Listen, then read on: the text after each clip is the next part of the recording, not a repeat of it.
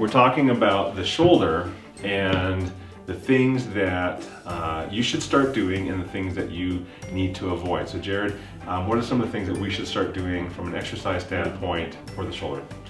Things I would start off doing, a prone cobra would be a great start to that. I would also do some work with stick mobility exercises, and then also a quadruped position to get your body to understand to be more weight bearing So the shoulders. When you're saying quadrupeds, so like hands and knees, Yeah, and shifting side to side, and then even forward to back. There's a lot, Okay. and then elevation of limbs. There's a lot of ways to make that really.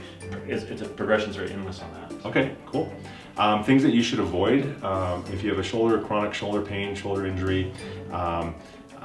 When we say over the head, if there's pinching or pain. So any pain or pinching, that's kind of an indication of the mechanics are off, you're pinching the rotator cuff, you're creating this chronic inflammation. So pain or pinching with arm elevation, that's why a lot of physical therapists will say avoid overhead type activities. Really it's related to symptoms.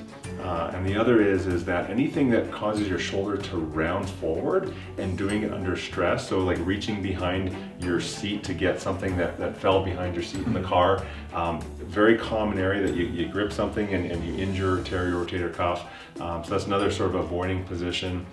When you do a row and you go too far back, you can get the humeral head coming too far forward, and it puts a lot of strain and stress on the long head of biceps. So avoiding anything that rounds the shoulder. So recap, we're going to start prone cobra, and that's more of a retractive type scapular stabilization, stick mobility, right? Weight-bearing activities on your hands and knees, and we're going to avoid pain and pinching, specifically above shoulder type activities, as well as rounding activities of the shoulder as well. So Peyton becomes your guide with that. Absolutely.